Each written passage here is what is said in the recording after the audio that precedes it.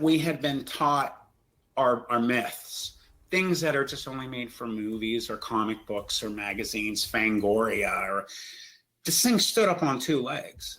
His officers had gotten calls about these things. He had two officers that had seen it and that he knows all about it. And he gave him the implication that it at least had killed one of those two people. I am sweating, I'm sorry. Grabbed him, I said, listen to me.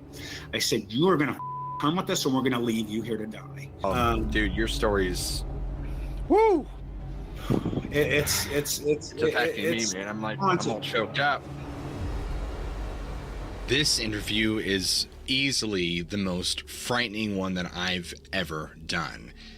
And this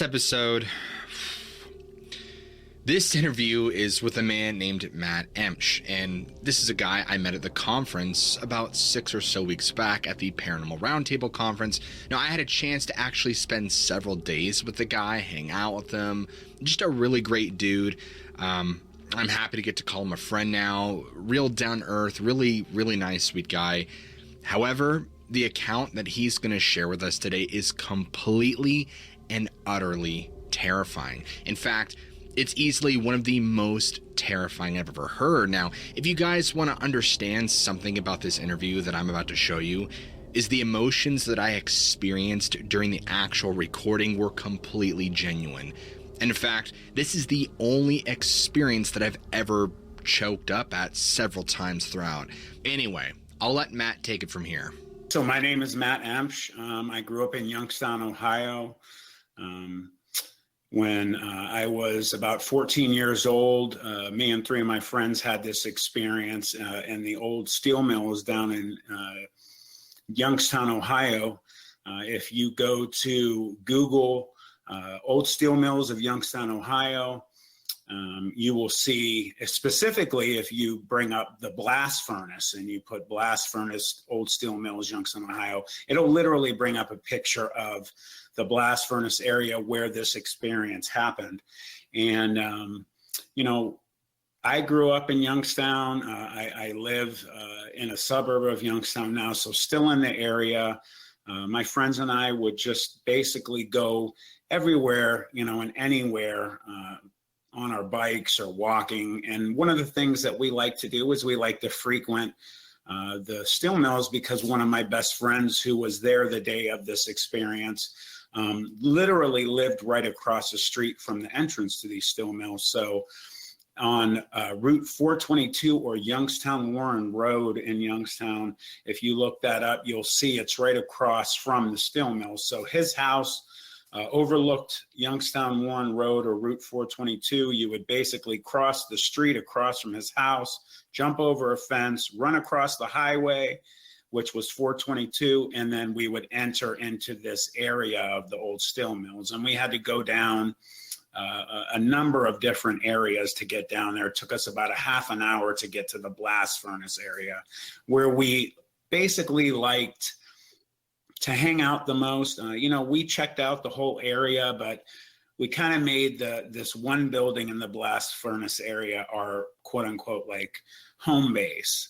And this was a 4-floor building that would, if you walked to the inside of it, you could look up and you could see, if you were in the middle of the room, each floor. So if you were up on, say, the 3rd floor, you could walk into the middle of the room. There would be a half concrete wall, and you could look down to the bottom floors, or you could look up to the 4th floor. And it was just an old, rundown, dilapidated building, and it had open walls on the 1st floor. And this is important to the situation.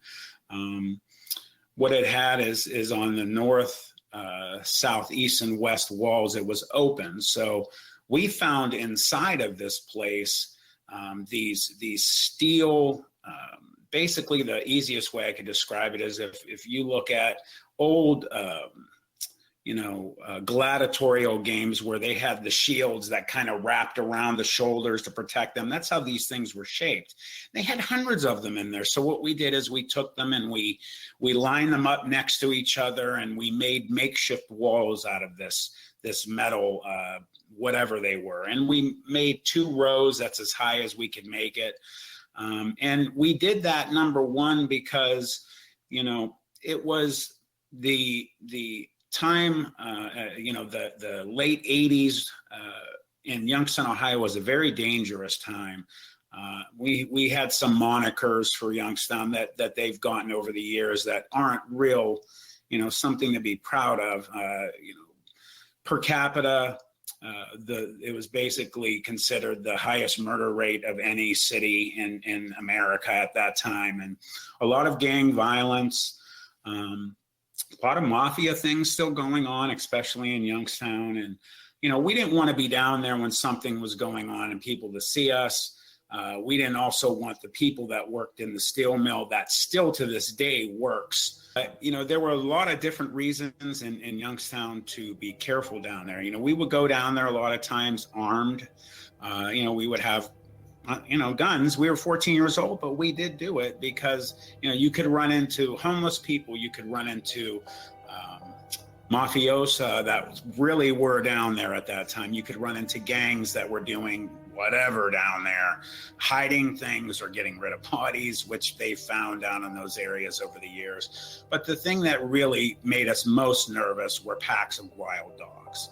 And, wild dogs in cities that have areas that are not frequented by people anymore, you get, packs, maybe 6 to 10 dogs in them, and they are not your, hey, Fido, come here, let me pet you. They will attack, they will kill. And I believe, in this 2-year period that this happened, when I was 14 and my friends and I went down there and had this experience, there were 2 homeless people that were mauled. Those will come into play as well with this experience. It was unfortunately called Murder Town, USA during this time. Per capita, Youngstown, Ohio during different times has had high rates of murder, and that's not something you want for your city or that, but unfortunately that's how it was when I was growing up and my friends were. So we were just very cautious about what we did. We never shot anything or animals or anything. We just would bring guns down there because we just wanted to protect ourselves. And the guns were pretty sorry anyway. We would have, my one buddy had an old 25 that the pin would pop out of it every time it shot. Another guy had a little 22, and I would gank my dad's 38 out of his closet. He had an old cowboy boot in the back of his closet, and he thought he was being slick. Well, Dad didn't wear cowboy boots. So what's that doing in there? There's just one of them. So there was a 38 in there, and we would take it and just have it there for protection. And the time that this happened was we had just gotten out of 8th grade. It was the summertime, so it was really nice and warm. And you know how it is being a boy, Josh.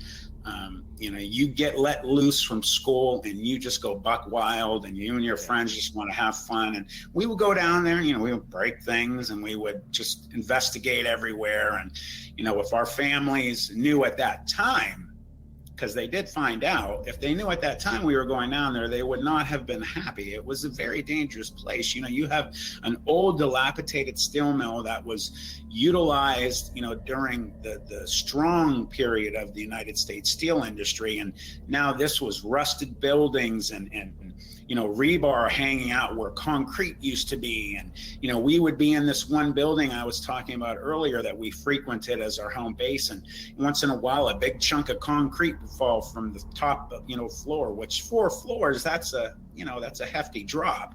So we had to be careful. And, going up the stairs, say from the 1st floor to the 2nd floor, there was an area where maybe 4 stairs were missing, and we kind of had to hop over it, and there was just rebar hanging out, and that'll come into play as well. And this was a big building, like I said, 4 floors. It had giant concrete pillars in each corner of the room, which also will come into play with description of what was going on when it happened.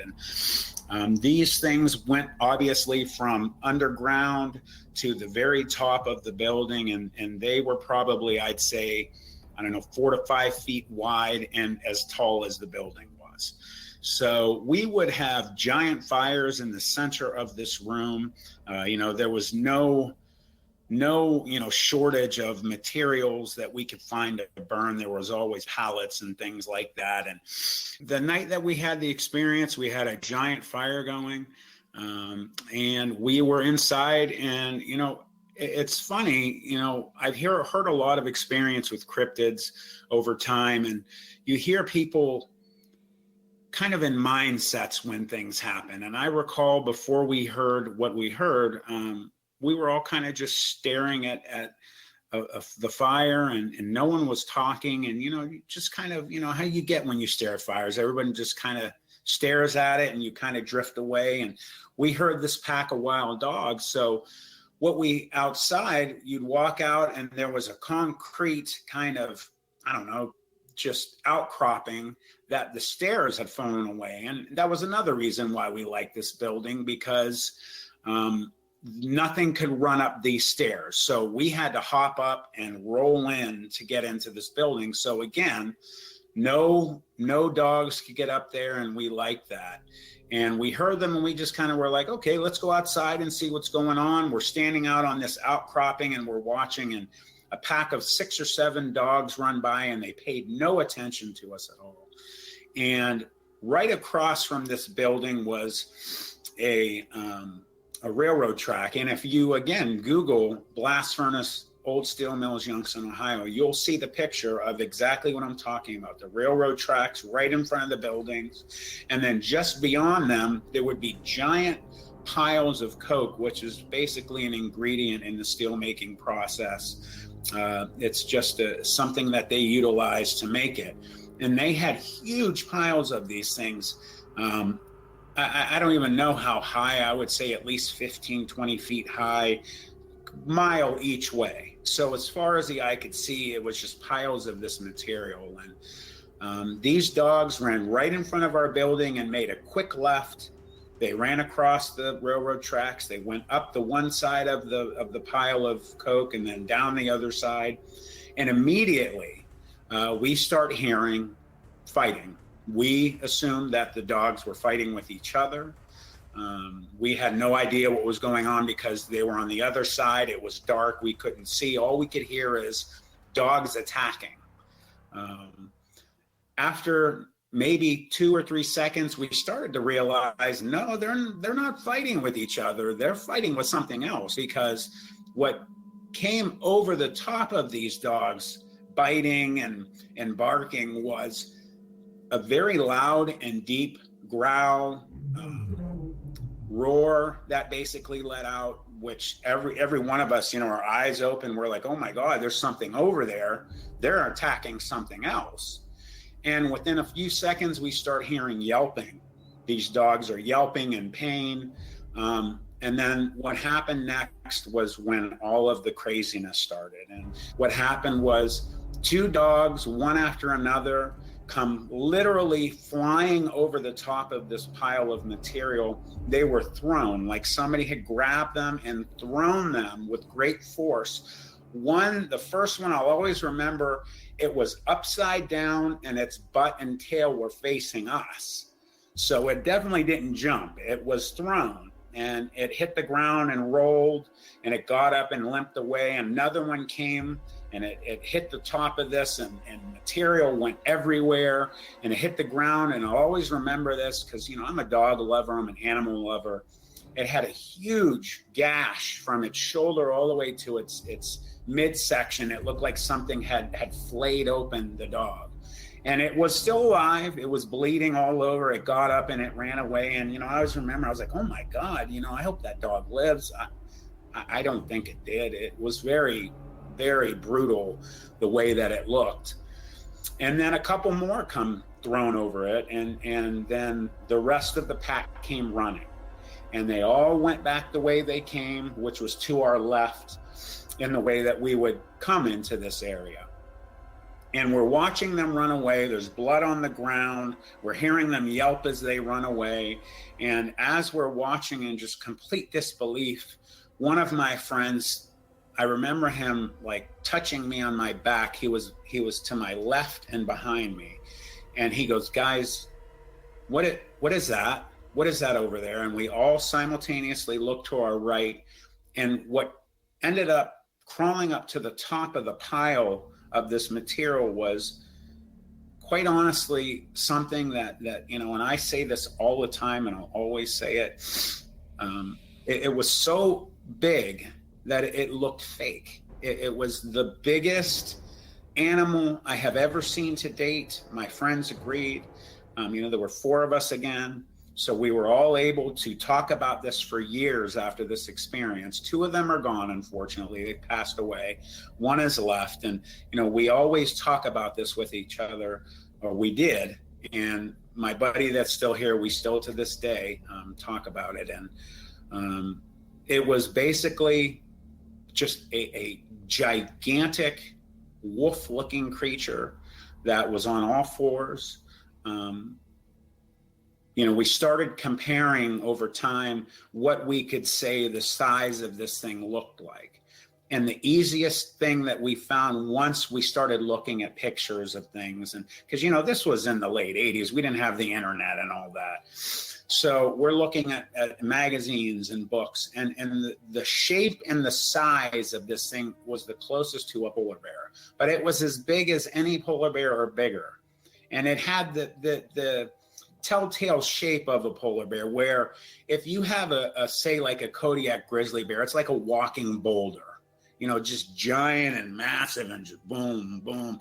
This was very sleek, long-limbed, very lengthy, more muscular instead of just big and bulky and long. And it crawled to the top of this pile, and it was watching where the dogs had gone, and it hadn't paid any attention to us. It hadn't noticed us at that point. And what it did next, I've always said this, some people might find this amusing. It was not amusing at all because of what happened. So this dog was watching them. It was looking in the direction they left, and it lifted its leg, and it did its business. And immediately we knew it was a male because of what it did. And what was scary about it was the force at which, when it started urinating, at which it hit this pile of this material it was standing on, pieces just started going up in the air. You could hear the stream. It was like a hose had just been turned on. And I stepped back. I was like, whoa, that's not normal. It's just so massive, and it was so strong of the stream that this thing let go.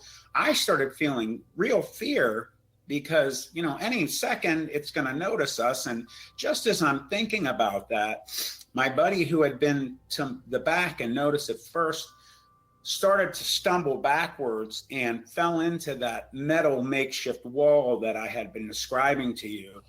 And what happened. It made that telltale sign of metal on concrete, and immediately this thing snaps its head and it looks at us, and we all froze, because immediately the first thing that jumped out to all of us was not eye shine.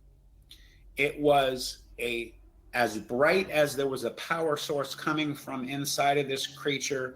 There was a yellow, amber, kind of orange, bright light that was coming from its eyes. And that's where we all were drawn. That's where I was drawn immediately. And it was so big that you could see the anatomy of the eyes. So you could see the pupil. You could see, each distinct circular shape of the eye. If you look, if we're just being general about the shape of the eye, you have multiple circles in your eyes. You could see each one of them we are probably about 20, 25 feet from this animal. So close, but far enough to where we realized the size of it was just so abnormal and so scary that, we were just froze. And it started looking at each one of us. And you could tell which one of us it looked at, because its eyes, again, were just so big, and they were just lit up like Christmas trees. And it looked at each one of us. It looked down the line. There were 4 of us. And when it looked at me, it felt like it was going through me. And what happened next was this thing did something so alien and so insane that it finally took us to things that we had been taught are myths, things that are just only made for movies or comic books or magazines, Fangoria, or this thing stood up on two legs. And it was already so massive. Again, it looked fake. It was just like, this can't be real. I'm sleeping. I'm going to wake up anytime. I have to wake up. But we were awake, and it stood up, and it was twice as big as it was. And it was just so crazy. And we had entered into now everything we've been taught about creatures and werewolves and anything like that are fake. Now we're looking at a real one in front of us. And again, the thoughts going through my head, and I asked my friends later, like, did you guys feel like, we were sleeping, like you were dreaming? And they said similar things, like, yeah, like I felt like I was going to wake up at any moment, but then we just didn't. And I kept having this sense of, okay, this is a dream, this can't be real. And it stood up, and it was twice as big as it was, height wise. It had the dog-shaped legs. I remember immediately the thing that stood out to me immediately was, it had a man's shape to it, but you always hear people say, oh, well, it was man-shaped. Well, you can't compare what we saw to a man. There's no man that was built like this. Its arms were so long, that's the first thing I noticed, that they went past its knees almost to its ankles. It had hands that looked very similar, and I got a good look at them a little bit later, and I'll touch on it, but it had hands that looked like a raccoon, like the hands of a raccoon, just giant, huge hands, and massive, just build, muscles everywhere. It did not have long, scraggly hair. I would say the hair was probably an inch long at most. It was actually very, almost like it was groomed. It was very tight. You could see every muscle. It was as black as any black I've ever seen. It was almost like so black that it was darker than the night blackness behind it. It just stood out. It was so dark. And all you could see are these eyes shining, and it had huge lats, huge biceps. I remember specifically when I noticed the legs, the quads on it. You could see, any bodybuilder's quads. You see the separation of the muscles and everything. You could see that. But it was so much bigger than any human being you have ever seen. And then what it did was it growled, but it was almost like a growl and a roar at the same time. And the way it came out is, I've seen things over the years. We've heard about infrasound, about how tigers and lions, and they will use infrasound to stun prey. It can actually jiggle the insides and the organs, and that's what I felt, and that's what my buddies felt. I've seen recordings of actually crocodiles and alligators when they do their kind of growl in the water and water bounces off of. It was similar to that, but animal-like, like wolf-like, tiger-like, something of a combination of that. And it went through us all. I remember when it hit me, I felt it go through my chest. And the first thing I felt is I felt like I was going to go down on my knees. My legs from the hips all the way down to my ankles, my calves, everything felt so weak that when you have dreams when you're being chased by something and you can't run, that's what it felt like. But I couldn't move. I thought I was going to go down on both my knees. I was kind of bent over, but I was still looking at it. My other friend that was to my immediate right later told me that was what he felt similarly. Two of our other friends actually were completely bent over. One was dry heaving, said he felt like he was going to pass out. The other said he felt like he was going to throw up. Something's wrong. What's going on?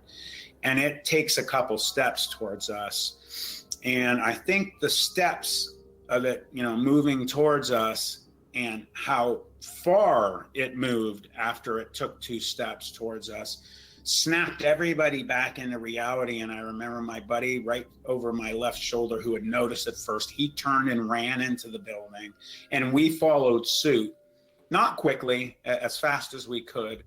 And we just headed up the stairs. We ran to the third floor. I don't know why we went to the third floor. We just did. There was really no way out of there, and I need to explain that too. So going up to the fourth floor, you would be stuck on the fourth floor. You could go out to the roof area. There was a short set of stairs that would take you to the roof. On the outside from the third floor was the fire escape. The fire escape only went from the third floor up to the roof because the second floor on down had broken away and fallen down and was laying in a heap on the ground. All of the stairs were all twisted up in metal and everything. And so we really had nowhere to go. We were standing on the third floor, and my one friend who had noticed it first was going basically postal. He starts losing it. He starts crying and screaming. And I remember, I'll always remember this. I was always a big kid, and I grabbed him out of fear. And I'm starting to sweat right now because I'm thinking about this. It always brings me back. I grabbed him, and I put my hand around his mouth, and I grabbed him so hard that I lifted him up the floor. His feet were hanging, and he still, muffled screams, and we all are screaming at him, you got to shut up. It's going to come in here. It's going to hear you. You have to be quiet. I was using choice words, of course. Finally, he started, gasping for air, and I put him down, and, I looked at him, and we'll let you go. Are you going to be quiet? He let him go, and just as we let him go, he takes a deep breath. You hear a thump, the building vibrates, and then you hear the telltale sign of basically nails on concrete. And we all knew what that meant. I knew immediately it was coming in the building. So we're standing, this half wall is in front of us. We're looking down, and all of a sudden, we have this huge fire. It starts to come in, and you got that kind of train effect of, when is a train going to end? That's a long train. Well, This thing's coming in, and it goes past this makeshift wall that we had created. And the first thing we noticed first was the shadow that hit the wall. Now, anybody walking by a fire, even if you're small, you're going to get a big shadow that gets thrown. So imagine something so big that it looks fake.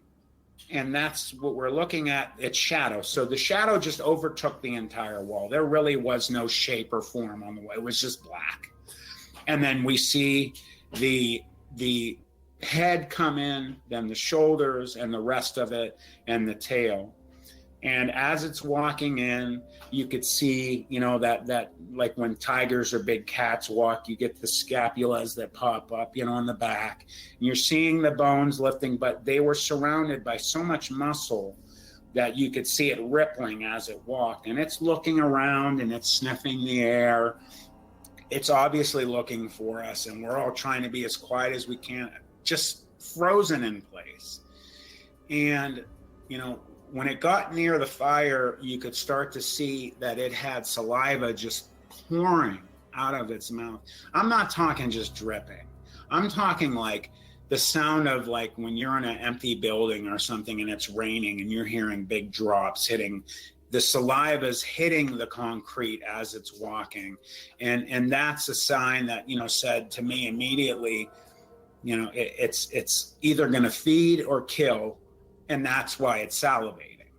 And it bares its teeth every once in a while, and you get the glint of this white, and you see the teeth, even when its mouth was closed, the top canines were hanging out, and you would get little glints of the bottom ones here that would show. So its teeth definitely hung out of its mouth, even when it wasn't baring the teeth. And it walked by the fire, and you could see immediately jet black, except for, I thought that it was maybe a reflection of the fire, but we all agreed later that it had a very light white stripe that went from the back of its neck all the way down to the tail. And that was the only other color that this thing showed other than the eyes. You know, you always hear stories about people that see dogmen in the woods during the day, and they talk about the different colored eyes and, you know, blue to black to brown. I don't know what this thing's true eye color was. All we could see was this orange amber color, just literally causing things to light up wherever it looked. So it wasn't eye shine. It was something internal coming out of this thing. And then another thing that really has brought me into believing that these are more than a natural creature, and that there is something supernatural going on, is when it walked by the fire and its front hands, paws, whatever you want to call them, had touched the ground near the fire. Something happened where it only happened with its front left hand, or whatever you want to call it.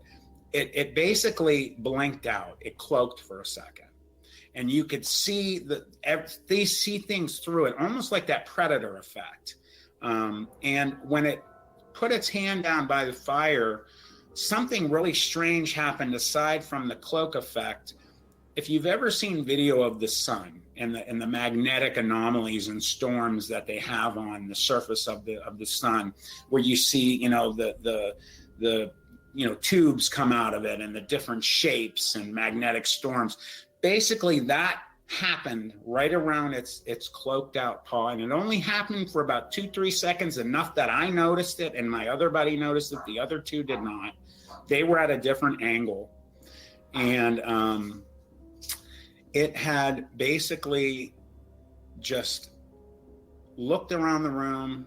It bared its teeth after it sniffed, and it snapped its head and looked right up at us. It knew exactly where we were. It finally caught our scent, and it looked at us, and it looked up at us, and it bared its teeth, and it growled again, and you felt a vibration. But I truly believe that this half concrete wall that we had in front of us had, if it threw that infrasound at us again, I think that half concrete wall blocked it, because we didn't get sick or felt funny or anything. We felt a little vibration.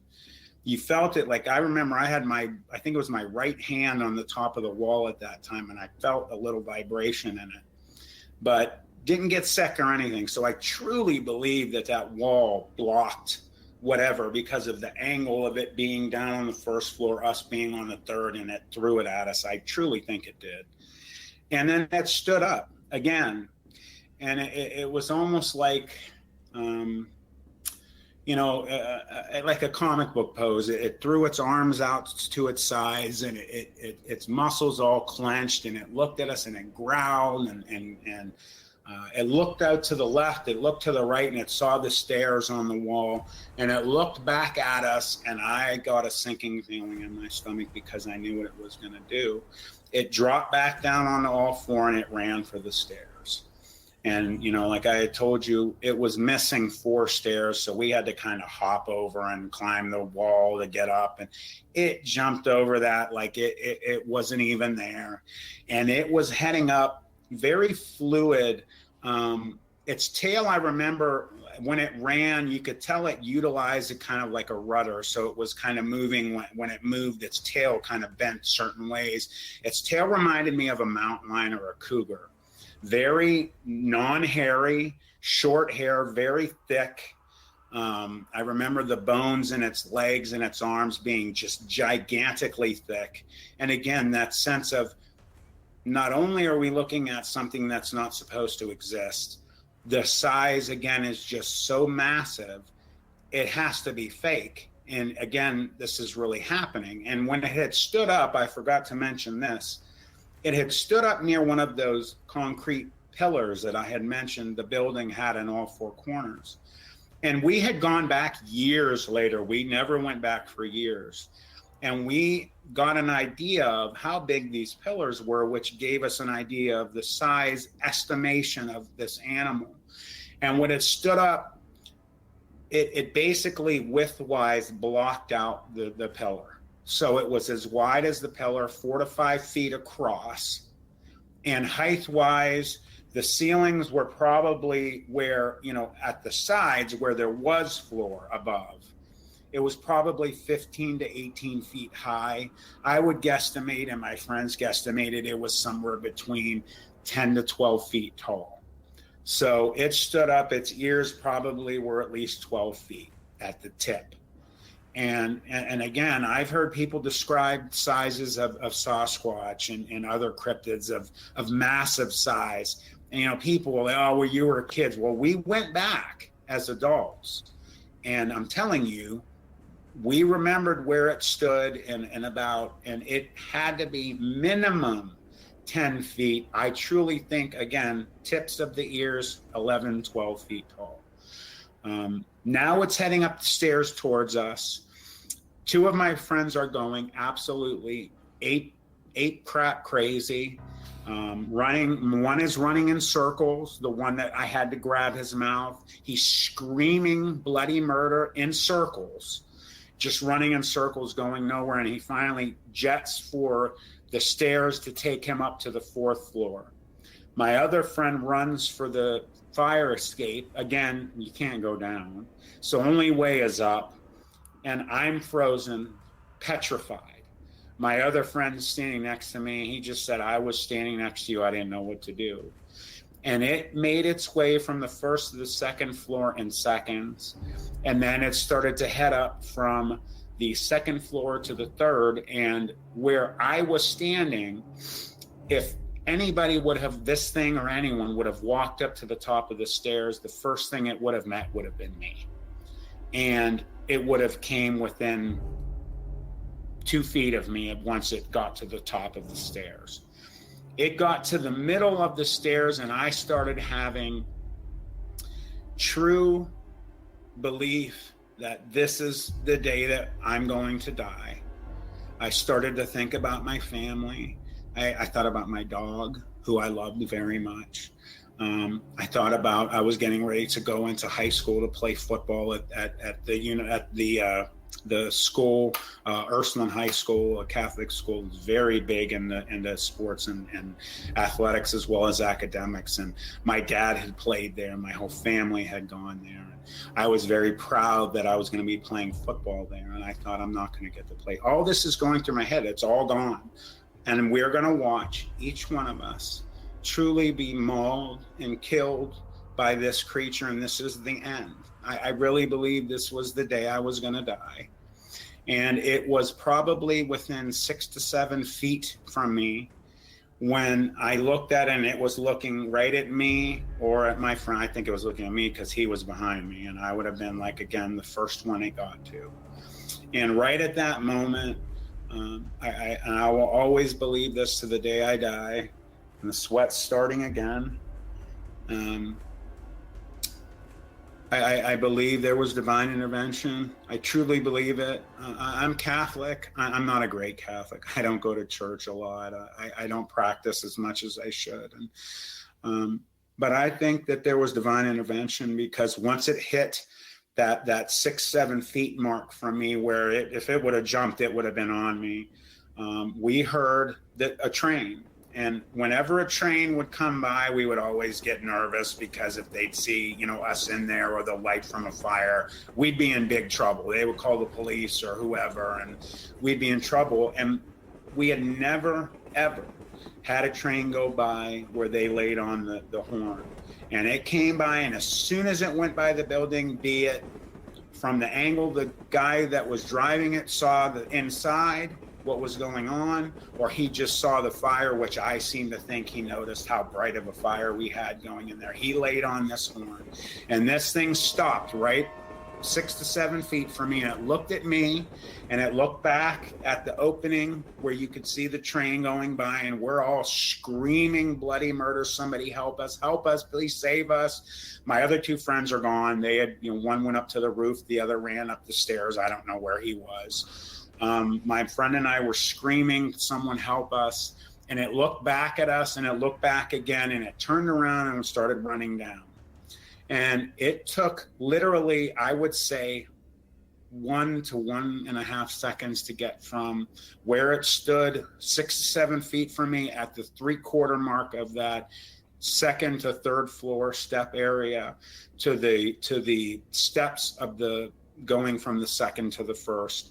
And then something else supernatural happened where you stopped seeing movement of joints and the tail, and it just was a black streak that left the building. And it wasn't just from how fast it was. It had basically gone from physical creature to almost shadow. And it just was just a black mass had just left the building, and it was gone. And I'll always remember that. And as through the years, the things I've been learning, hearing about shadow people and people, very similar things that I saw and we saw when it did that.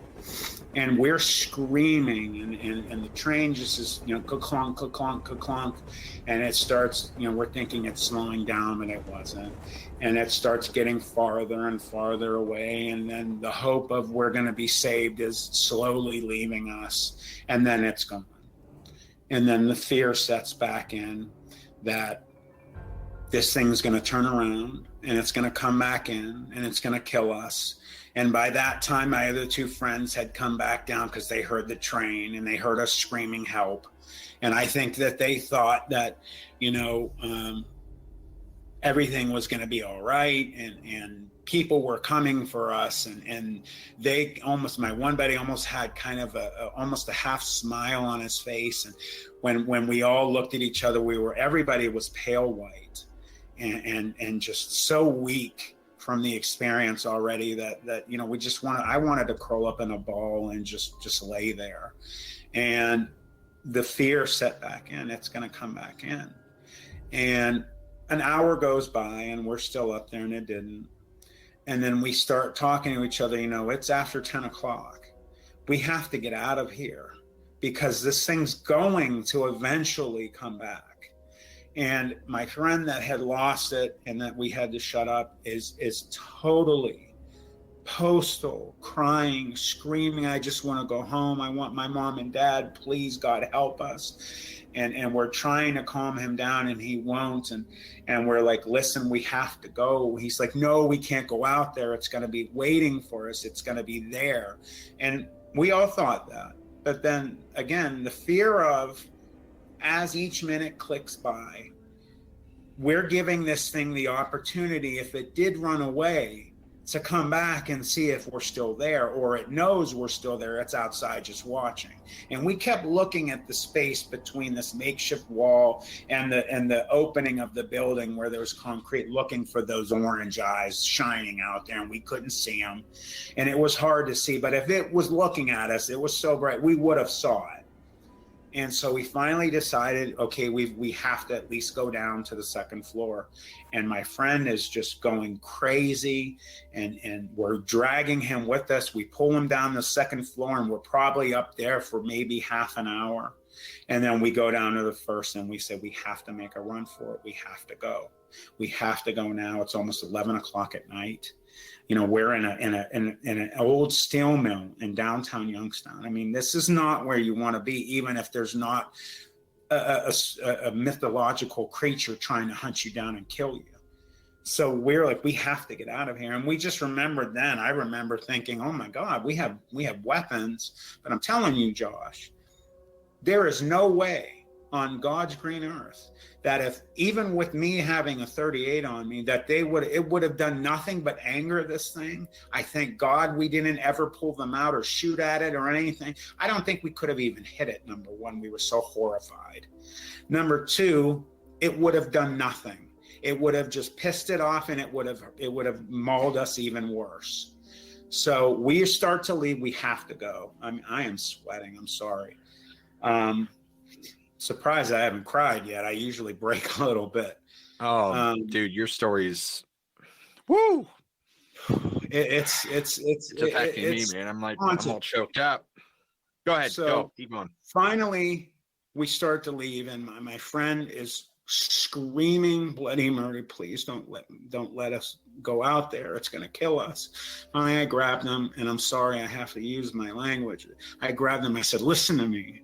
I said, you are going to come with us, or we're going to leave you here to die.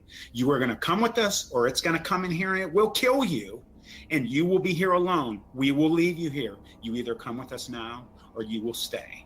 And he's screaming, don't leave me, don't leave me. So finally, we turned around, me and my friend, we took his hand and he grabbed both of our shirts and he's strangling us, pulling on our shirts, and we had to literally pull him out of the building to get out there.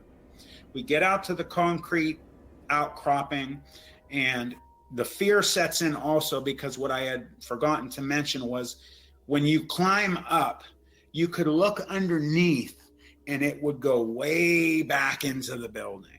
So it was very, very reasonable to think that this thing was underneath, waiting for us to drop, and then it would be over, and no one would hear us.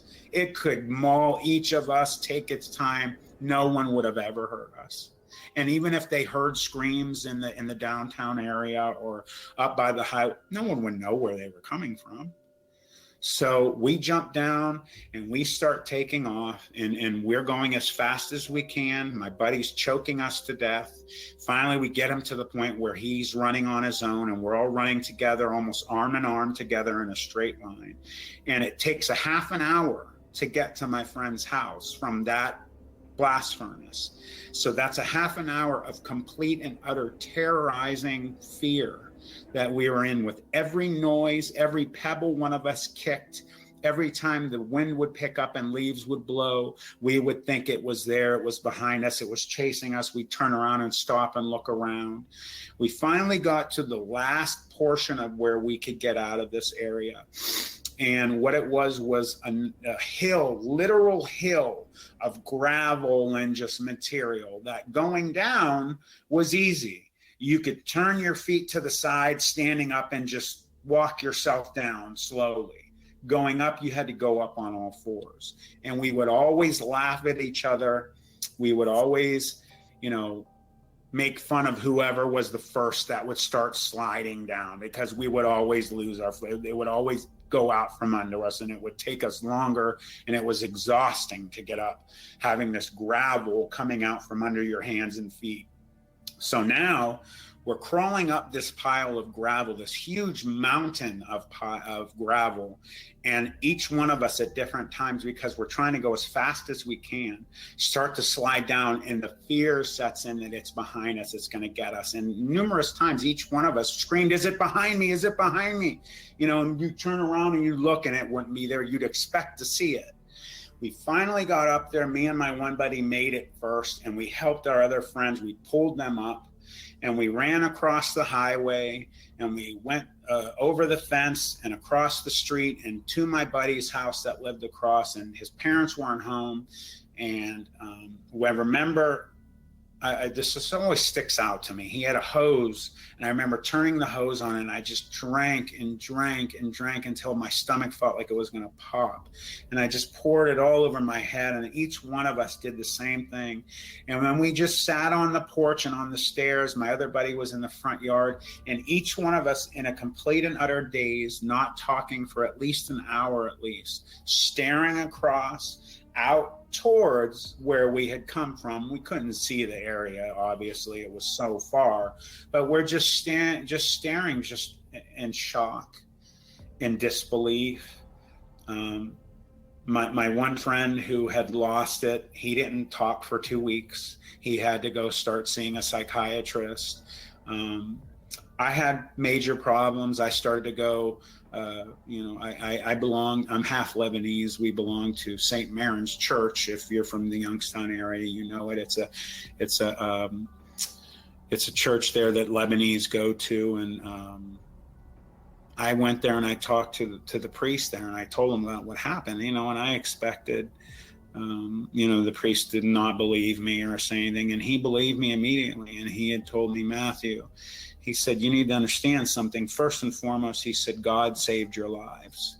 He said, "I believe there was divine intervention." And he said, "Secondly, you need to understand that there are things in this world that most people have no clue about, any idea."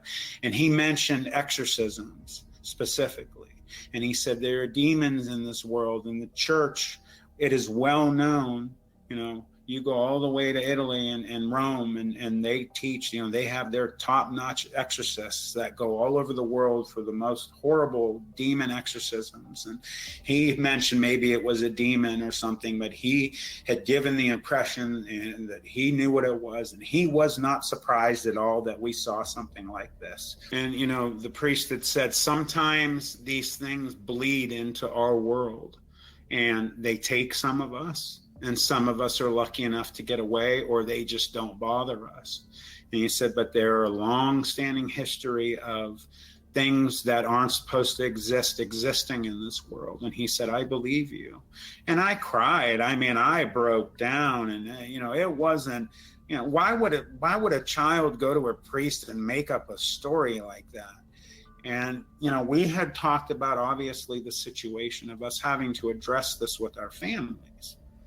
And we all agreed, there's 4 of us, we would always be with each other when we spoke to our parents together so that we could be there to back each other up.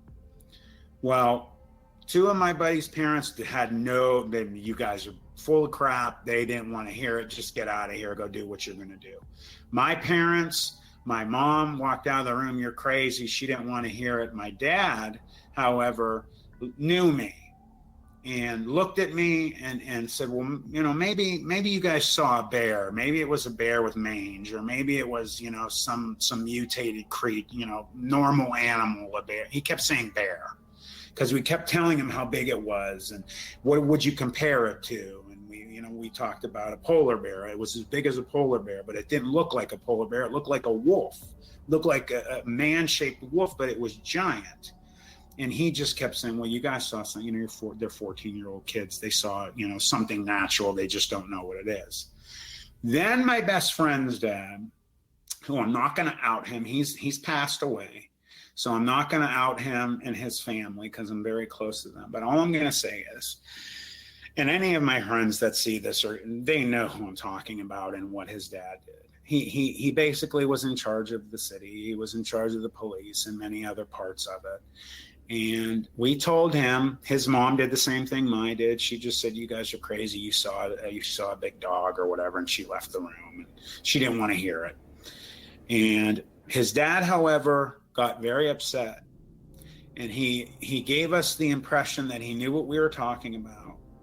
And he first and foremost went off on us and said, choice words, what the hell are you guys doing down there? You could get killed down there. The place is falling apart. He said people put bodies down there. There was a couple homeless people that were mauled by packs of dogs down, and he brought that up, which makes me wonder, was it really a pack of dogs that mauled these 2 homeless men? Was it?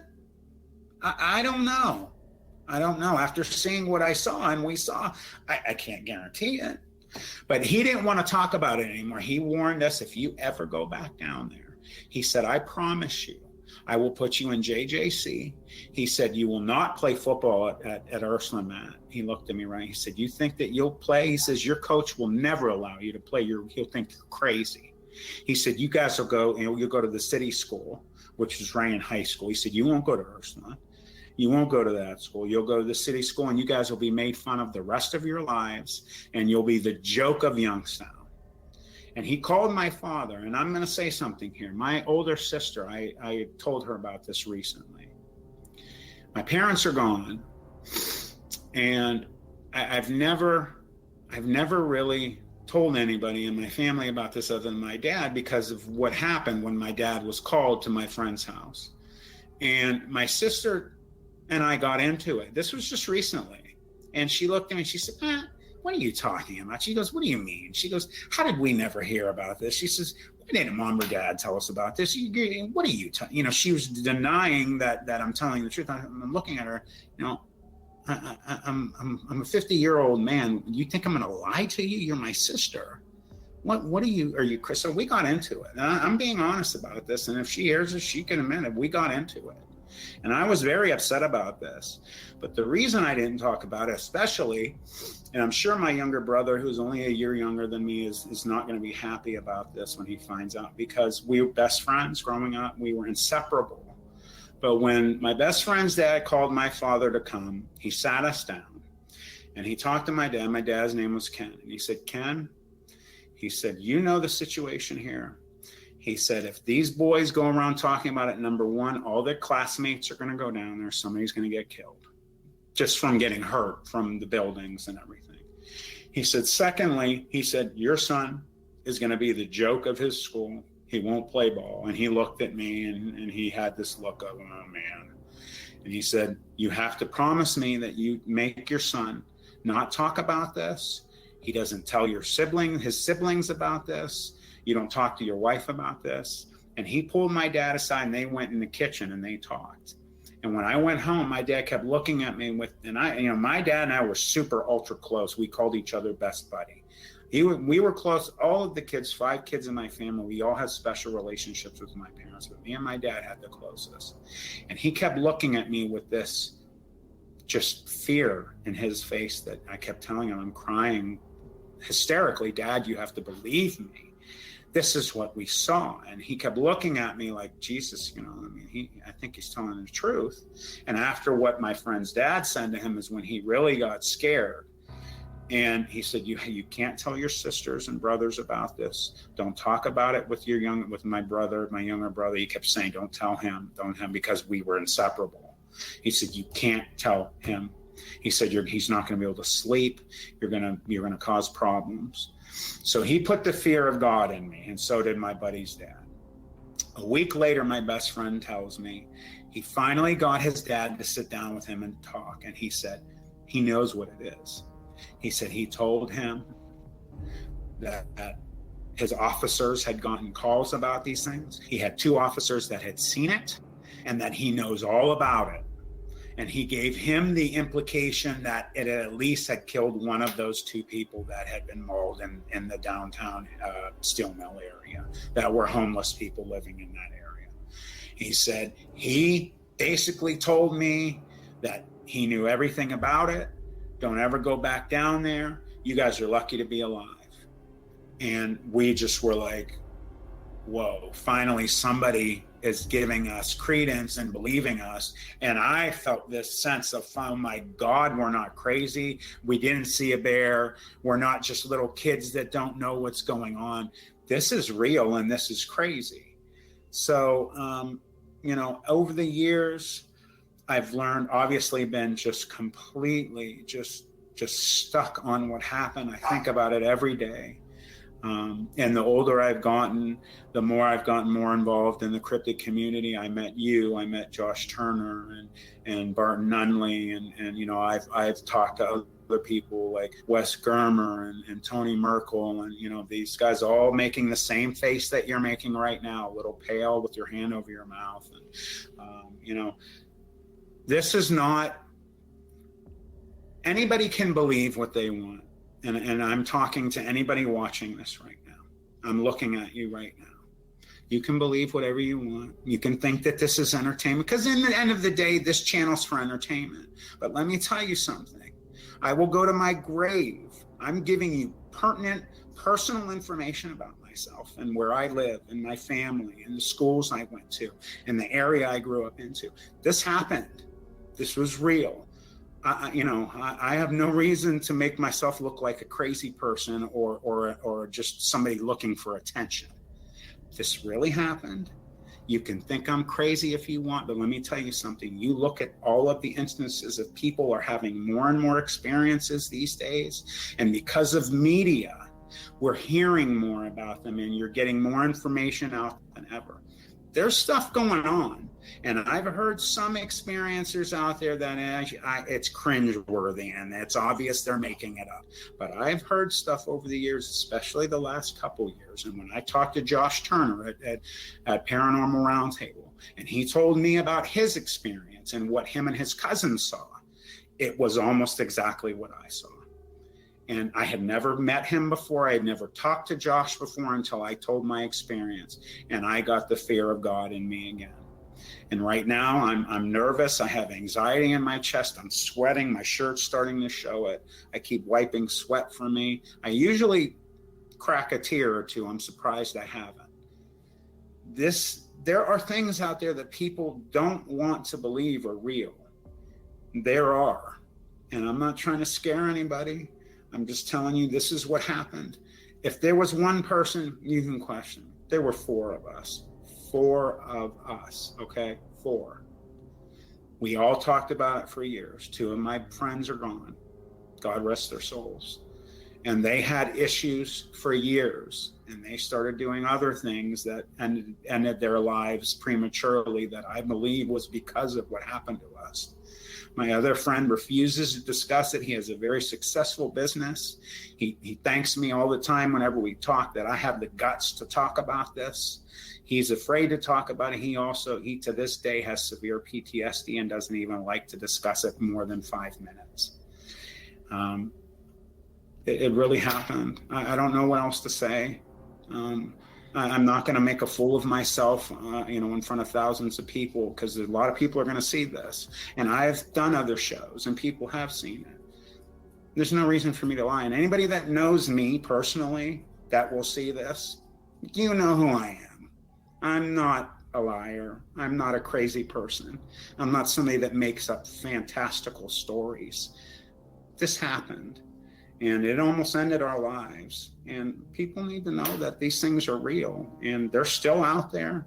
People are telling, their experiences, and I hear, similarities. I've heard some recently, some guy mentioned one about the raccoon hands, and that made me stop. And he mentioned a couple other things. And, it was really crazy. And I had something happened to me. This is the first time I've ever going to share this. I've never shared this on any other show. About 3.5 weeks ago, almost a month, I had a dream that was the realest dream I've ever had in my life. Normally in your dream, when you think you're at home, it's not your home. I was at home. I was in my backyard.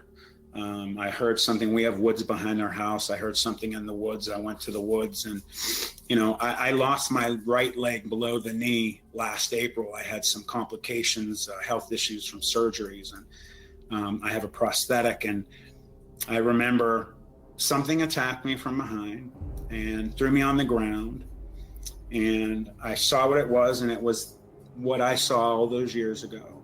And it ripped off my pant leg and it threw my prosthetic into the woods. And then it got on top of me and it crawled over top of me, and it was 100% the thing I saw when I was 14. And it crawled over me, and the eyes were glowing, and it was dripping saliva. It dripped in my mouth. And I've gagged telling people this story a couple times. I tasted it. I could smell it. It looked at me, and it did what I've heard people mention some cryptids do, which is mind speak, basically talking to you in your head. And it put its head maybe 2 inches from me, and it looked at me, and it started speaking to me in my mind. And it could have been just the ultra realistic dream, but I'm telling you, then it was the realest dream of my life. And it told me in my dream that I've been talking too much about it, that it's been looking for me for a long time, and it was there for me all those years ago, and that it will see me again someday. And then I woke up, and I was sweating. My puppy, her name's Hadley, was at the foot of my chair. I was soaking wet. She was standing there. She's normally never there. It was like 3:30 in the morning. She's always up in bed with my wife. And she's at the foot of my chair, whining with her front paws on my legs, looking at me like, what's wrong? And I'm telling you, maybe it was just an ultra realistic dream, but I'm telling you, it was the realest dream I've ever had in my life. And it was 100% what I saw all those years ago. Now, maybe it's just because I've told the story a few times, and I'm sorry, it's not a story, it's an experience. I have to designate those two, because there are stories out there, and they're just that, stories. This was an experience, and maybe because I had been talking about it recently. I'd met you for the first time at Josh's cryptid conference in Texas, and I met people there that had seen things, and I don't think it was a dream. It was too real. Maybe it was, maybe it wasn't. That's basically what has gone down. I've had some other things happen. I think I told you, I even sent you an audio clip. I had went to Beaver Creek State Park. If I didn't, I'll send it to you. I had went there for a Bigfoot conference a few months ago, which is in Ohio.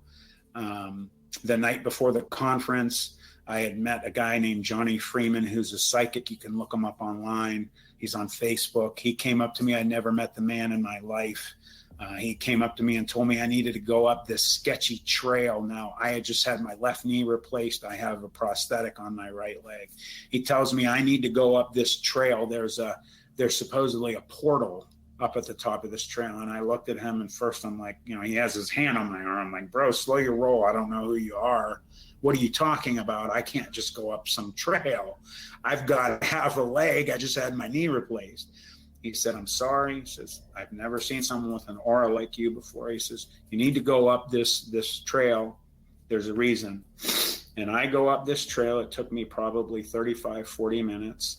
And nothing visual happened. At the end of me being there talking out loud, I made an EVP. I'd never done an EVP before. I've seen all the ghost shows and everything. And I pulled out my phone and I started recording the app. And I basically had asked questions out loud. And this is online. You could go to Cryptid Creatures, which is another cryptid site, where my buddy Todd Erie and Brian Brock interviewed me. They upped the sounds on this recording if you want to hear it. And I'm not trying to plug somebody else there, Josh, sorry. No, you're good. Don't worry about it, buddy. It's on there, and you can hear it, and you hear basically a grunt, which everybody I played with, from Ron Moorhead, who is a legend in the Bigfoot community, to Martin Groves, who is a legend and is like a father to me. And I love the man. We've talked and sat down. He has, in my opinion, the most memorable, most insane experience of dogmen and Bigfoot that you've ever heard, if you haven't heard it. We sat down at the conference where I met you, and we became very close, and we looked at each other with fear in our eyes because of the similarities to what we had both seen. And we had never met before. So, you hear on this thing, you hear a grunt, you hear wood knocks. I didn't hear them with my own ears. You can hear them on this recording. Martin Groves will tell you about him and I, and about us meeting and the similarities. And it's not fake. So that's what's happened. I've had some crazy stuff connected with me through the years. I've always had a sensitivity to things. I've noticed details that most people don't over the years. And I freak my family out sometimes doing things. And I don't know, maybe it's just I'm sensitive like some people. And, there's that veil that break our world from the supernatural world. And I think some of us are just capable sometimes to see things that others can. I think that this thing broke through, like my priest told me. It bled through, and we just happened to be there. It did not like that we were there, and I think it tried to remove us. And that's what went down, and that's what I've gone through over the years, and things are still kind of happening on and off, and nothing of that severity, but definitely weird. Wow. There you go. You took me through a roller coaster, man. It's been crazy. So being at that conference, hearing Martin Groves' experience was utterly terrifying. You guys, I'd say, are like right around that. I've only ever heard, I guess, when I say a handful, I mean like less than 6. It's that, and you know me. Everyone knows what I do. My channel. I've gone through so. Man, and there's a lot of stories and accounts that never even made it to the channel that I've never talked to anybody about. Mm-hmm. But there is 3 in particular that are now yours being one of them, as far as one of the most emotionally taxing stories that I've ever endured, because of the it's not just how good you were able to tell it, but the level of fear that I could feed off of. You got a little pale there for a minute. It was genuine. Yeah, it honestly shook me. There's only a few stories that genuinely shook me. Martin's was another. And then there was another gentleman. Unfortunately, it wasn't a video. I didn't get to hear it in person, but you might know what I'm talking about. It's a gentleman who had an experience back in Kentucky. I want to say it was around the 80s too. Similar to yours. he had gone in with a couple of friends into, it was like an old flooded out hospital. I don't remember where in Kentucky it was. They were down in the basement where the old morgue was. And then this is just off my memory. He goes in one of the pull out panels or something, or he's on something, and he hears something come in and go down the ladder, and he thinks it's his friends. Well, long story short, I can't give you the good version because I don't really remember. It's been a while. Anyway, this thing comes in and it chases him through the bottom part, and it's so much like you described. I mean, you could see the fear as you're reading that, like how he typed and explained. And long story short, he was able to make it out. This thing nearly chased after him. He runs across the street to some lady's house. He's frantic. He doesn't know what's going on. Anyway, and so there's a little. I'll have to send you the story because it's like, oh my gosh. And, yeah, I've never heard of it. I don't know, man. I'm kind of like having to process like what I just endured to like begin to like, okay, let me start to dissect this and like understand like where do I even. I'm nauseated right now. I'll be honest with you. I'm sick in my stomach. Yeah. It's not easy to tell it. No. And like you said, this isn't a laughing matter. It's not for you know, this is a genuine not at experience. all. Someone. Okay, so let me first start by asking. Okay, so you said that what time of night? What time of night would you say this was? When we started the fire, I would say it was probably somewhere between 9:15, 9:30 at night, 9 p.m., 9:30. When we heard the dogs, I would probably say it was roughly maybe 20 to 10, quarter till, somewhere in that time frame. Okay, so it's dark. It's pitch black. black. Completely. 100% dark. So this thing climbs up there. And how could you maintain composure with something that resembles a werewolf from 20 feet away? Again, it was shock, probably. It was shock. It was complete fear, and we were frozen. And again, I repetitively say this. It was just that it was so.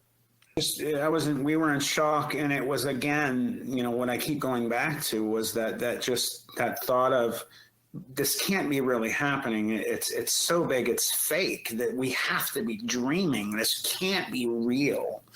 And that's something that just kept constantly going through our mind and my mind. And they told me they also thought like they were dreaming. It just, how is this possible? What is this in front of us?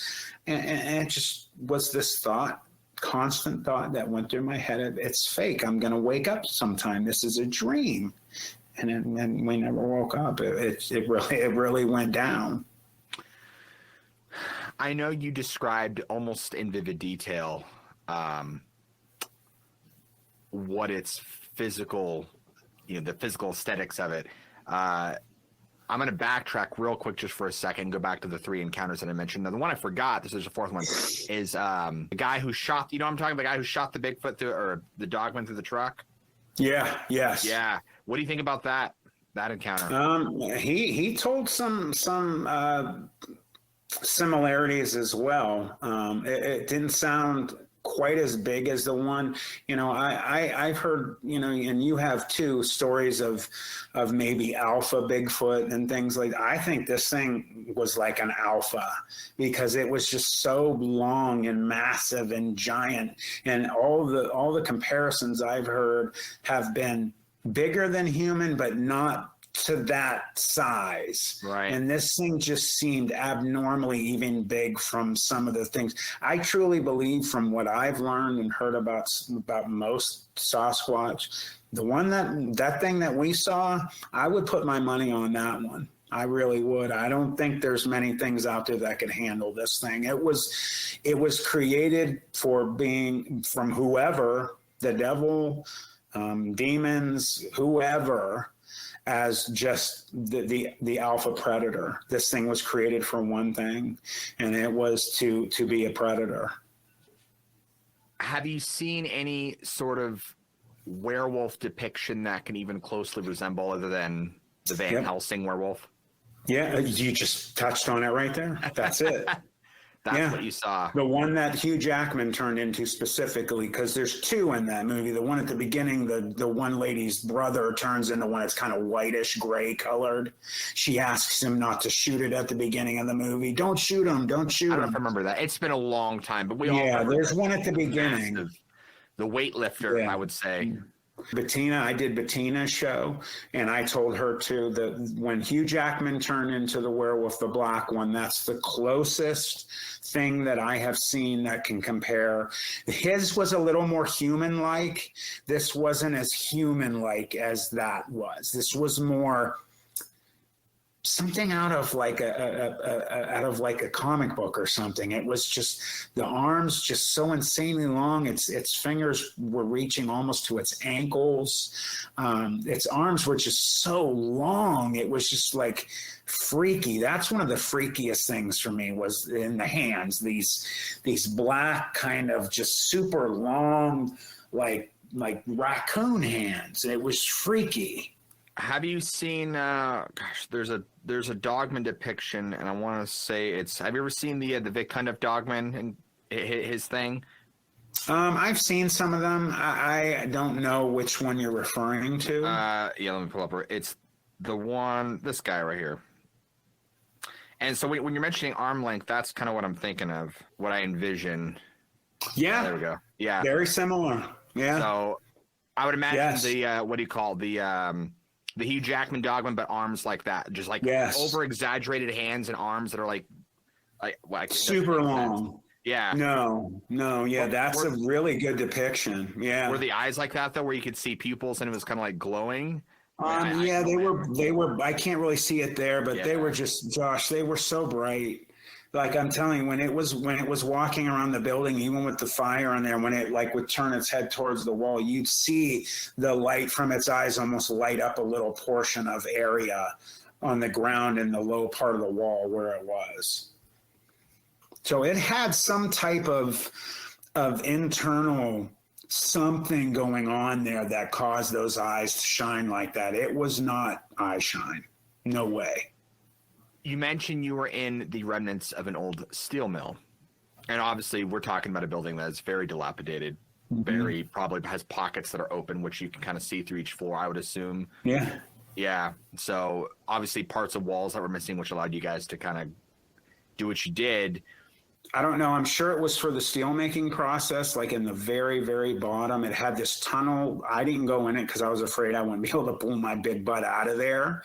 They went in it. They said it was super cold. It went the length of the building, maybe longer. I had to be filled with, I would say smelting material or whatever, even the liquid metal at one point. But something I also didn't mention is there is a riverside park that's almost like a state park called Mill Creek Park that's just very close to that, miles away, that follows the Mahoning River that goes through the park, and the Mahoning River goes all the way down through the downtown area and through the steel mill area. That it could have easily been up in this Mill Creek Park and followed the water all the way through down to the steel mill area. Or it makes you wonder, you always hear about dogmen specifically being around like Indian burial mounds. Maybe there was a burial mound around there somewhere that they had built over, I don't know, maybe. But Ohio is definitely one of those states that has a ton of burial mounds in it. Yeah. I apologize because, like I said, your story had such an impact on me that I'm kind of when it comes to when it comes to asking the really good questions, I'm like, okay, it's one of those things where I feel like you gave so much detail and really spilled out the story.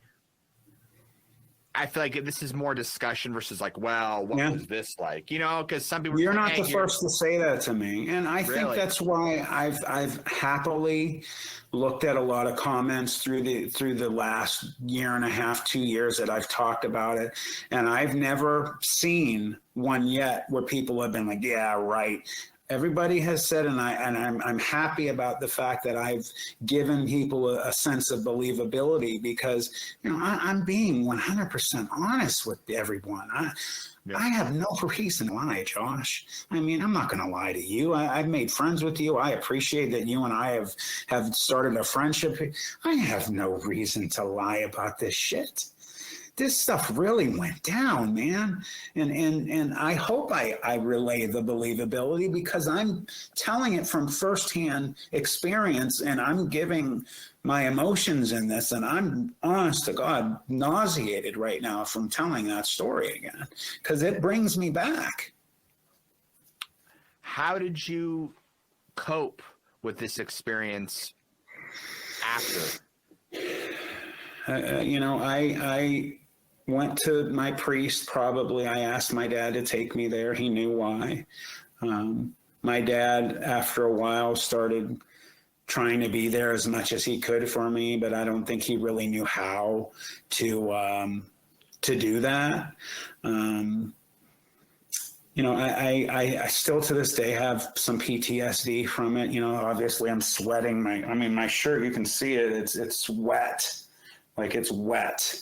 I don't know if you can see that, but I don't know. I've just tried to deal with it through the years as much as I could. I went to see a priest. I've had anxiety and PTSD problems, not only from that, but from some of my health issues. So I've been on different antidepressants and stuff for years that start from that. Yeah. And not many of them have ever done anything for me. You had mentioned that, which is really interesting that you mentioned the train and then look back. There's two things I want to touch upon before I forget, because I'm so in the zone with you that I don't want to trail off. The first thing I want to talk about is when you looked into its eyes, and I want to talk about, did you perceive any intelligence and what that was like? So let's touch that, and then remind me that the second part is I want to talk about as it left and it kind of morphed into a shadow apparition and then vanished. So let's talk about the eyes and the intelligence first. What, if anything, can you tell me about that? I definitely got a sense that it knew, what was going on. It had an intelligence. I truly believe that it threw that infrasound at us outside to cause us problems, to make us have issues. I think it wanted to get rid of us because it did not expect us to be there. It was surprised. And when my buddy had hit that makeshift wall and it across the concrete, and it looked at us, its eyes got real wide at first. It was like, whoa, okay. And then it got the fierce look on its face. Like, what are you doing here? And why are you looking at me? And it gave me a sense that it wanted to remove us, and it wasn't happy we were there. Things like, it sniffed the air and it looked right at us, and it growled and it looked at the stairs and it looked back at us almost to kind of say, I know how to get to you and I'm coming. And it went and it hit the stairs and it flew up the stairs like it was barely touching the ground. It was moving so fast. And, one of the things I didn't touch on is, it moved a lot like a panther or a great cat does, real smooth and beautiful almost, even though it's scary. Fluid. Has a beauty to it. Yeah, almost like it's liquid metal or oil or something. And it just moved, and it transitioned from 4 to 2 and back. So simple. I've heard stories like These Woods Are Haunted. Have you ever watched that show on Discovery Plus? The one guy that was in the swamp and saw the 3 dog men, and he said when it stood up, it popped. Its joints were popping, and other people have talked about popping noises, wondering if it's not joints, if it's these things coming through a portal or something. I don't know. I heard no noise. It did not look like it had any issue standing on 2 legs. It was as happy on 2 as it was on 4. And it definitely showed intelligence in its eyes. It knew where we were. It knew how to get to us. It had no problem doing it. And it almost seemed at first that it was almost enjoying scaring us, almost like there was almost like a sick pleasure it was getting from coming for us. Chasing, and it made it almost made it seem like it was drawing it out. And you hear some of those messed up stories about aliens that are eating people or cryptids or something, or they say that, I'm sure you've heard the stories about people saying that they say the meat is sweeter when they're afraid. Yep. That's the sense I got. That is the adrenochrome. So when you are under intense any trauma, so generally torture is the best way to release adrenochrome, physical torture. But any sort of severe emotional or physical trauma causes your brain, and someone might be able to, I might be wrong on this, but I'm like 99% sure. Yeah, you release adrenochrome. It's the reason why I'm going to get dark here for a second. And a lot of, unfortunately, satanic rituals, like we're talking human sacrifice. Mm-hmm. There's something you, and this is also true with, I've heard with possession for occultists who practice like possessing individuals, you bring them to the brink.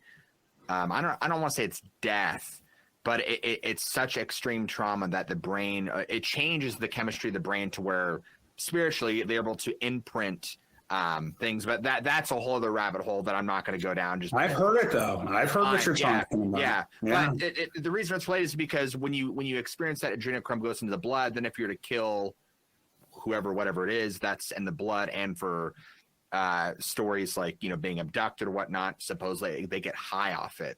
And it's also, I've heard in Eastern countries, and I'm talking like India and countries surrounding there, and I don't know what particular cultures practice it or how long it's been practiced, but I've heard that with certain animals, they will tie them up by their feet, and I don't know what physical torture they do to the animal, but they will beat the animal or worse to get that happen. I don't know if they go for, I think it's just adrenaline. Anyway, it changes the chemistry of the meat, and they say the meat tastes better. So little side note there, but it is interesting when you hear about that. You're like, oh my gosh. Also, this also goes in line with what we're talking about. This is I'm a dog and a cat guy, so this is. I was gonna do an episode on this, but I'm like, it's just a little too dark for me. But there's a cult in Scotland, and it starts with a T. I can't pronounce it. It's like Treg. I don't know. Anyway, their whole thing was that they would summon these demonic apparitions. They would, I don't know where they'd get this amount of cats, but they would somehow gather up a very large amount. I don't know if they're stray cats, whatnot. And the grisly part is that they would torture these cats to the point of death. And they would do this for 4 days and 4 nights straight. And apparently at that point, they would able to have these entities that would actually take the form of a large black cat. I'm giving a very summarized, small version of the whole story. But anyway, they were able to have like second sight from these supernatural entities. So there's a lot that ties into what you're saying. And it goes back to like the whole like burning things. They would slowly burn these cats alive over the course of however long until. And I'm an animal person too. Yeah, horrific. It was really hard to read. I'm like, I don't want to do this. I'm gonna opt out in that one. But anyway, but it kind of goes back to saying that like, I don't know why they would do that, or why cats specifically. But anyway, there is a correlation. Something is happening, and so it makes it weird when you're talking about how much expression and how intelligent these things seems, and how like when it looks at you kind of get that understanding like this isn't like just a wild animal, like there's something far higher intelligent here, but there's still like a wild animal to it, right? It's still like it's not animal, it's not human, it's something else. No, I truly believe it's supernatural. It's not completely natural. There's a supernatural, feature going on there. Going to what you were mentioning, about it leaving the building. When that train came and again, this showed signs of intelligence, that it looked back and it looked at the train and then it looked back at us almost like, like, damn it. And then it took a little half-inch step towards me, and then it turned around and it left like it was pissed off. It was like, damn it. And it left and then hit that last set of stairs. And Josh, I'm telling you, man, I saw the physical aspect of it leaving from where it was close from me. And then when it hit that last set of stairs, it went from a physical being to a shadow leaving the building. That's the only explanation I can say. It was just, and it wasn't so fast that it was just a flash. It was literally, it just dissipated and left in like a giant shadow. It just barely shaped like the creature that it was. So it just was like shaped like that huge thing, dog man on all fours running down. It hits that last set of stairs and then just barely shaped like it and shadow out the wall, and it's gone. And that's what happened. And we all went over it. We all went over this for years with each other. And each one of us were standing at a different angle. So, you know, what I'm telling you is it's like a grouping of what each one of us saw put together. So I saw a bulk of it, but there were little pieces here and there that I've added into my experience that we spoke of together through the years. Yeah, but you know what I saw, Matt? This is what I saw from where I was standing. Oh, really? Okay. Then you didn't see this. No, there were two of us that saw that cloak out happen with its left front arm, paw, whatever. And the other two didn't see that. But the other two had noticed like the shape of its hands. Like I never saw any claws. My one buddy said he saw shine of claws. He also agreed like the length of the hands, and we both said to each other in unison, I remember when we were talking about it, raccoon, and we both said raccoon hands at the same time. And, you know, my one other buddy had talked with me. I noticed a little bit of the rudder-like kind of motion of the tail when it was running up the stairs, and he noticed that too. And he said when it turned to the right, so when it was closest to the wall, he said, I noticed more than ever its tail bent and turned to the left, almost like a rudder, helping it, you know, stay even keel on the stairs and go up better. So it was just little things like that. We all saw basically the same stuff, just tiny little snippets each one of us saw from a little different angle that made the experience more detailed for all of us. When that thing cloaked, it reminds me of, like you said, of The Predator and on all the other stories that have come out over the last few years especially, and then hearing it even from Josh is just people seeing these entities coming out of portals and going in and out of cloaking it. And it's so weird because if you were to talk about this not even 5, 10, 20 years ago, it sounds like you're talking about a science fiction film. There's just no way this could even represent our reality in any way. And so it's like, how do you even process what you experience? I mean, this is also a rhetorical question as well as it's an actual question to you. It's like, how do you even begin to even process, other than like try to cope with it and tell people about it, but like how do you internalize that and be like, this really happened, like, oh my gosh, and then to understand that there's things like this out there, and then hearing all these other stories to validate that. Like, how does that feel? Probably confusing. It's horrifying. It's a very lonely feeling. And I would just felt so lonely and alone, and just, you know, even though my buddies, you know, but we weren't living together. So when we're not together, you know, I'm by myself. So I'm laying, I can't tell you how many times over the years, you know, we lived in a big old house on the north side of Youngstown. We had in the basement, those set of stairs that, you know, like, behind it, something could be sitting and could reach out and grab you. I used to book up those stairs. Even as a teenager, I would run up those stairs because I would be freaked out and thinking this thing was under the stairs or something. So I've had issues for years with this. And it took me a while to decide to tell this. And if it wasn't for me just watching YouTube and watching stuff like yours and the other channels, I wouldn't have finally said, you know what, fuck it. I'm going to tell it really happened. I'm not going to hide this anymore. Well, my goal, I'm not ending it right here, by the way, but I want to say that my goal is that we can get thousands of people to hear your story. And, you know, it's like with the Joe Barger thing. There's a lot of people that say, well, and listen, I get it.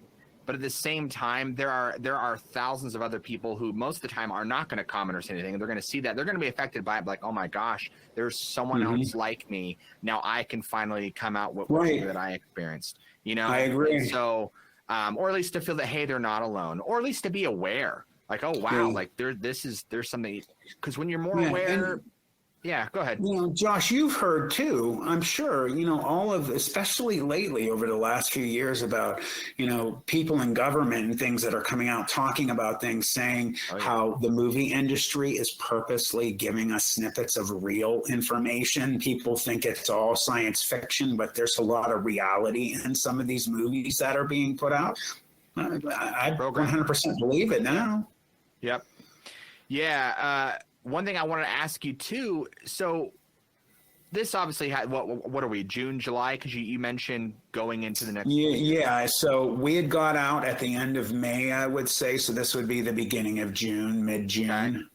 So right. So it's dark out. You guys are in this. You said outcropping. How did you guys? It's kind of like almost like a patio almost, but it used to be. There used to be stairs that walked up from the outside, and I'm sure there was like concrete underneath it as well. It had fallen away, and the stairs had fallen away. So it was just this messy outcropping of concrete that we were standing on, that we went outside to see what these wild dogs were barking about, and that's where it happened. So how were you able to see anything with it being so dark? It was just, besides the light coming from inside. So when I told you how high this pile was, probably 15, 20 feet off the ground, only 2 rows of these metal whatevers, I'll find out what they are someday. That's like a goal of mine, to know what they were. They were probably, I'd say, 3.5 feet high. So we had 2 rows of them, so about 6, 7 feet high. So the fire was throwing massive amount of light. There was probably above those 2 rows, there was probably another good 8 feet of just open air on this huge wall. So the light from the fire was going out. And when anything was at the top, be it a dog or anything at the top of this pile, you're getting light from the fire. So it was really lighting. Well. Yeah, we did. And it was only 15 to 25 feet at the most from us. So that's too close. It was a clear night, and the fire was throwing some good light on there, and it just happened to be right at the right spot, and we were getting a decent view of it. And then when it came in, then we saw everything. It was like, holy fuck, are you kidding me? So and that's once it was on the pile, I saw you guys, looked at each one of you. I'm trying to remember, how did you say it went from the top of the pile to going in, or did it just vanish? Or did you guys run away? I'm trying to remember. No, it took 2 steps from us after it stood up, and it threw that infrasound at us. And after it took the second step, my one buddy that was behind me to my left, who had lost his shit, he ran in first, and we all kind of looked and saw him, and we all followed suit. It was a sloppy run because, like I had told you, I felt like my legs were in quicksand. They felt like they didn't want to work. So it was sloppy, running in, hitting the wall, running up the stairs, almost falling on ourselves. And, we got up to that 3rd floor, and it wasn't a fast run up. It took, a little bit of time to get up there, and then it came in. I think it watched us from outside. Wow. Because standing on the top of that, you could have seen straight in above that makeshift wall, and you could see those stairs. So I'm sure it watched us run up the stairs, and then it started coming in. And then we had got to the 3rd floor. I think we were out of sight. It came in, it was sniffing around, and it finally just caught a scent. Because, wind was whipping in that building every which way. And I just think finally from the fire, and it just finally caught us, and it snapped its head up, and it looked right at us. It didn't pay any attention to the fire? Not really. No, it kept its distance. I would say it probably came within 3 feet at the most from the fire. It was close to it, but it didn't. I guess what I'm asking is, when it appeared over the, I guess we'll call it the Coke, right? And it was watching where the dogs were, just had, I'm assuming, thrown the dogs and they ran away. Mm-hmm. It wasn't like, hey, why is there a fire burning? No, it wasn't paying any attention to us at all. It was watching them. It was zoned in on those dogs because they attacked it. And I think it protected itself and it took care of business. And then it was basically letting them know it was marking its territory. And then it heard the sound and it looked at us and it did. It initially for a split second was like, what? And then it was on. That's so animal-like to do that too. Yeah. Wow. Yeah, it was shock then anger. One of the things that comes to my mind is the Hexham head case. And I don't know how familiar you are with that. Long story short, back in the 1970s, a family, I don't remember the names, they found these two small, I don't know what they were made of, these actual like carved out heads. One was what they would call the hag, which kind of resembled a witch's face. The other one resembled a boy.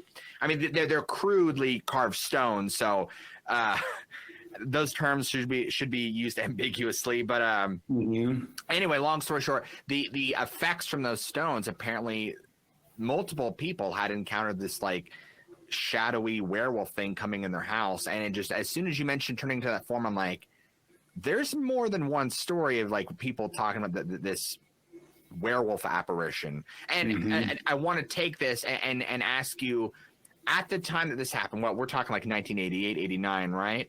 87, I would say. Yeah, 87. Okay. Yeah. At that point, we all know movies, man. You're at the pinnacle of the golden era of werewolf movies. You had American Werewolf in London, what, not even 10, 15 years prior. The Howling. Yeah, the Silver Bullet. Yeah. I mean, great movie. Great movies. So when it came to that point, you saw that. Did you ever have anything like, oh my gosh, like we saw a werewolf? Like, what else would we say? Yeah, no, it was right away in my mind. It was, holy shit, it's a werewolf. Yeah, it wasn't, what is it? It's, first it was on all fours and it was, what the hell is that? And then it stood up and it was just bing, bing, bing. It's a werewolf. It's what's not supposed to be real. It's real. Yeah, 100%. That's what I thought. I knew what it was. And that's what I called it for years, was a werewolf. Dogman is a newer term. Yeah. And I 100% don't believe that there's people. It's possible. I think anything's possible, Josh. I think these things are what they are all the time. I don't think they turn into men. Yeah, I don't get any sense of that. So, okay. So I will say this. I slightly disagree. And here, let me make the distinction. Okay. So, and from what I've seen and what I've studied, you have basically what you saw, right? We're talking about I guess I'm just going to call it a demonic entity of some, because that's what I firmly believe they are and where they're rooted from. And so these things is just like what you saw, right? They can come in and out of our density. They could take whatever form they want. And it seems that when they manifest in our plane of existence, they take on those attributes, right? This kind of goes back and forth because there's some stories that support it. There's some stories that go against it. But if they get shot, they bleed. I've heard other stories where bullets don't even affect them or go through them. So I almost wonder if there's some sort of like law that they have to abide by, a law we wouldn't understand, that where if like they're in this realm long enough, they acquire more of those physical attributes. They have to eat, they have to sleep, right? They're in a physical body. But at the same time, it seems now cloaking is separate, but it seems that they can like travel back and forth the same way that people talk about Bigfoot's doing, where they can go through. It makes me, I don't know if you ever play video games, but it brings me back to the game Portal, where you can kind of like hop back and that's what makes me think, at their own whim. And then you hear about Skinwalker Ranch. I hate to interrupt you. You hear about go ahead. No. They've seen dogmen coming out of and other beings coming out of portals at Skinwalker Ranch as well. I also heard a story. I forget whose it was. I'll remember it and tell you whose it was, but I heard it was, I don't know if it was Dixie Cryptid or somebody else, about a girl that had an experience at summer camp. It was near Bray Road in Michigan. She saw a dog man, and then one night she went into the area that she had seen it. And she said when she went to the area, she saw a ball of light that was, roughly the size of a basketball that was shining real bright in the exact same spot. And she started to follow it. It was going away. She stepped on a branch and it stopped and turned around and looked at her. Now, is that its normal shape? Is that its normal being, and that it just takes form of something to scare the shit out of anybody that sees it? I don't know, but it definitely makes me think that they can change form. So yeah, again, so I feel like that we would be talking about the supernatural entity kind. I guess I wouldn't call it the kind. It is what it is. And then the other thing I was going to say was, it seems, and I've heard other stories about, like other stories similar to this, is where there's certain people, black magic practitioners, that are able to completely give themselves, like sell their soul and everything in exchange for spiritual power, like skinwalkers. Yeah, exactly. That they can shapeshift to a whim. There was a story, like skinwalkers is a great example. I believe in a skinwalker. Right. Yeah. There was a story, and I don't want to say that it was someone who had literally shapeshifted, but it definitely sounds similar to yours. That this is probably the first instance of a dogman I ever heard. So my mom, I'm gonna backtrack here. My mom is really into paranormal witness and, like, what do you call it? It was Alone in the Woods, whatever the show was. I know the show. Haunted. These haunted woods. Yeah. These woods are haunted. These haunted woods. Yeah. She big into Bigfoot. She was the reason why she kind of started the cryptid bug. Anyway. Okay. Yeah, it was all because of her. Although I kind of found out about Dogman and all the other stuff. But yeah, she was always like, "Oh, have you heard this encounter? Oh, have you heard this?" And so I remember being a teenager, and she told me about this one story in particular of this woman. I don't know. It sounded like she was on the East Coast somewhere. I want to say it's like Maine, where it's like wooded. We're talking like closer to Pennsylvania, up in that area, where it's just like you're in it. And she was driving in the evening time, and she said her car suddenly died. Like all the power just shut off. And she said within a few seconds, this is my mom reiterating the story, that the lady saw this, what she would describe as this werewolf being, come out onto the road, look at her through the car. And my mom told me that the lady explained the same thing, that this thing spoke telepathically to her, and it told her, "I'm going to come rip your throat out." And she starts bawling, she's crying, she's praying to God Almighty, and it walks up to her car door. And as it begins to reach for her car handle, it stops, and it says something else to her telepathically, like, "Oh, I didn't know you were the one, or you were something along those lines, like, "Oh, I didn't know you were a believer," or something. I can't remember. But as long as lines, and leave her alone. Well, she was a Christian, and she was praying. She was using Jesus' name. She was praying and praying and praying. And so I know a lot of people could just take them like, yeah, well. But I'm like, listen, I hear that, but at the same time, it's just another domino in the pile of dominoes, man. Like, it's like, oh my gosh, how many do you got to hear? It just makes you think about what you had said. If it is a demonic entity, and then it realizes that you are a quote unquote believer in God or something, that there are some kind of rules that it's not allowed to touch people that believe in God, or that start spouting prayer or something like that. And then maybe it is demonic.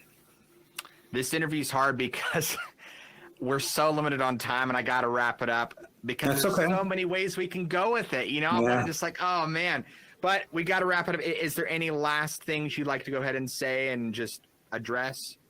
I just, would like to just say to everybody out there again, anybody that knows me knows that I am not someone who is a fanciful person of making things up, crazy stories, that has mental issues, that lies, is a pathological liar.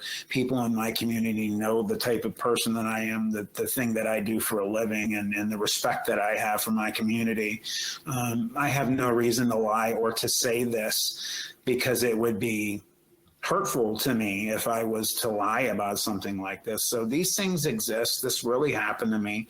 I want to say how much I appreciate people like you, Josh, and Josh Turner, and Martin Groves, and Ron Moorhead, and Barton Nunley, and Daryl Denton, and the whole crew, Bettina Moss, and all of them who have the guts to come and address these situations and talk about it intelligently and not, you know, make fun of this situation. It's serious. And those that have had these things happen to them for real know that it's not, you know, this isn't funny and this isn't entertainment, even though watching these videos is entertaining. And I get entertainment from hearing other people's experiences. What happened to me and my friends was real, and it caused real damage to all four of us. And me and my other buddy who's still here, we're still dealing with it. So I appreciate you letting me tell this, and it's been a pleasure, you know, being on, and it's a pleasure getting to know you and be friends with you. Likewise. And thank you. I'm trying to think of any last things I could possibly stick in. I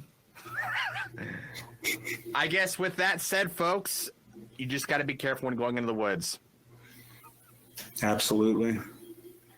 So, what'd you guys